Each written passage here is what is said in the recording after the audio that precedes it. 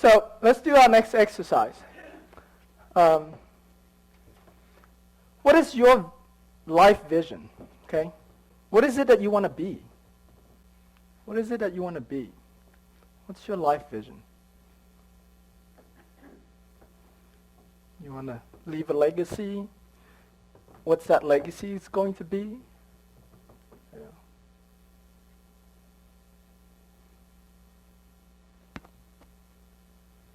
Okay. And what's your life mission or purpose is why. Why must you achieve that vision? So it's what you want to be, why you want to be it. You know, why must you be that? What's the purpose for that?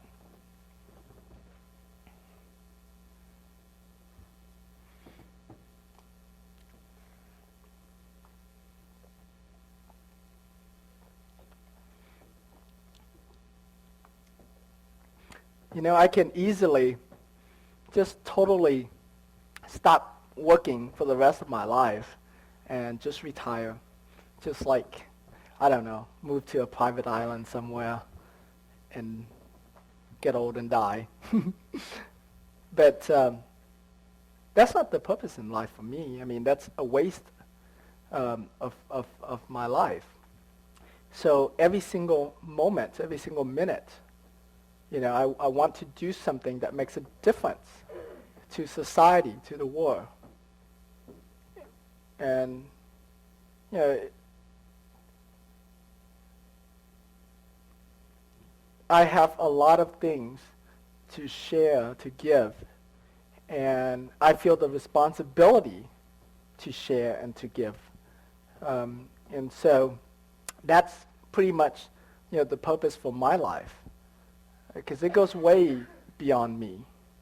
If it's just me, I could care less. You know, I don't need anything more. So, what is your vision? What's your purpose? What is it that you love? What is it that you love to do? You know, what is it that you're really deeply passionate about? For me, one of my biggest strengths is I'm very creative. Not in like arts or anything, but I'm very creative in terms of, you know, coming up with ideas and turning that idea into a reality. That's a huge difference, by the way.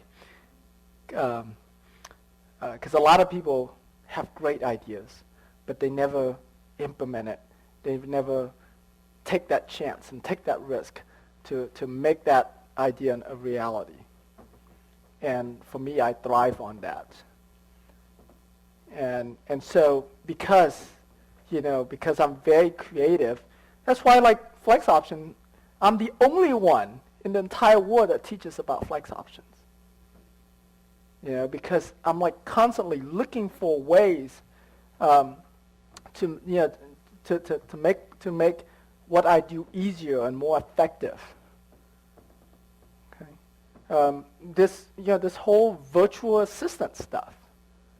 You know, I mean, you hardly hear anybody talk about that.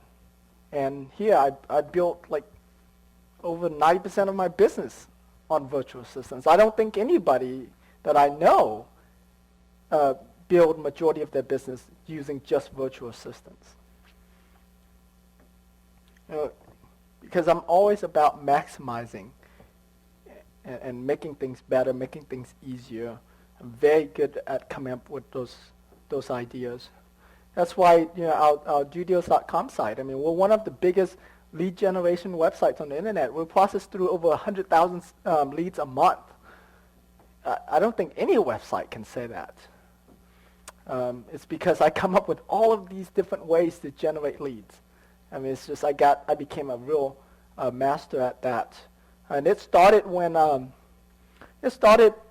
big part of it. At one point, I was spending $15,000 a month in marketing for seller leads, just on seller leads. Forget about buyer leads, just on seller leads.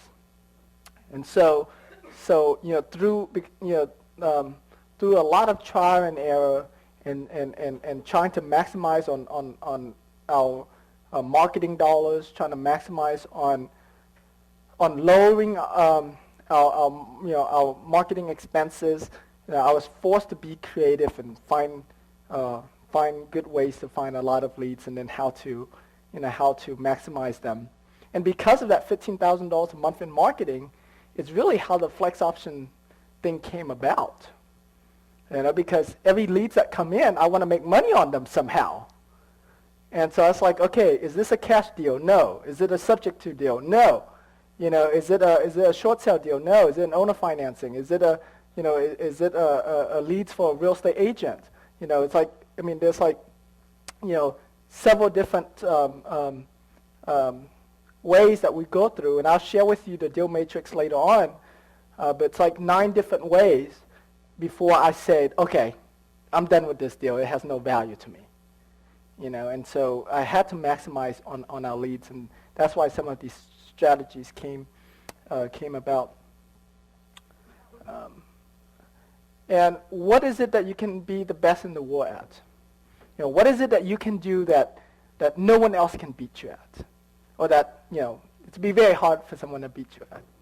I think for me, it's probably going to be my creativity. As far as ideas, especially when it comes to like ideas of like making money. Because, I grew to be a person that's not money motivated. But when I first started out, throughout high school, college, when I first started out my business, I was very money motivated. And that's why I was willing to suffer my family time for the money I was chasing after. So, so now that I grew and got a little wiser, I realized that money is nothing. Money doesn't mean anything without the other parts. Now, I was talking to my wife one day and says, you know what, hon, I realized something. Business, like even when, even the most stressful time in my business is nothing compared to the stress I get when we get into a big fight. And it's so true, So that, like that in itself tells me that, business does not mean more to me than my relationship with my wife. And so, I grew to learn that. What was I? Yeah, so whatever the best, whatever you're best at, go for it, okay? And you can use what you're best at for any industry you want. Real estate happens to be one of the ones that I use to excel in what I'm good at. But don't stop yourself short, by thinking that real estate is the only vehicle that you can use to achieve what you want. Okay, totally don't stop yourself short of that. I had a student recently. He's doing pretty well in real estate. He wants to make more money in real estate, and I told him, if I can teach you how to make the same amount of money that you want to make in real estate to do anything else you want, what would it be? And he wants he used to be a music professor, and so both his wife and him are very into music. And I was like, well, you can do a whole lot more with that. And for your real estate, you can just build up a rental portfolio and just let that be your passive income. And then you can go and do the things that you love, with your music background, with what you love. So, real estate is just one of the vehicles. It's not the only one, okay? And, and I often share, when you can visualize it, you realize it. And so that's why I had you to visualize what is it, that's important to you, and experience it fully, because it's, it's going to pass you by so quickly. There are so many goals that I set. That's going to be my 3-year goal. And gosh, if I can achieve it in 3 years, it would be great. Because it really should have been a 5-year goal. But you know what? I'm going to go for it. I'm going to set it as a 3-year goal. Next thing you know, I achieve it in a year. I'm like, man, I could have had a bigger goal. Well, okay, no, let me set it again. And so, so always, push yourself harder. Dare to dream. Dare to dream. And the only caution I have for you, like I said, is if your goal is a big amount of money and there's no reason why behind it, that's when you're not going to achieve it, because you don't have enough motivation to make it happen. And also the thing with money too is that let's say your goal is to make $1 million a year, okay, and you've never ever made $1,000 a year before in your life. What are the chances that you're going to make $1 million a year? Very slim, very slim. Now, on the other hand, your goal is to make $1 million a year, and you've been making $100,000 a year. Your chances is so much greater, like drastically greater, that you can hit $1 million a year. So it's okay to have a lower income goal, and once you achieve it, you prove to yourself, like, hey, I did it. That feeling,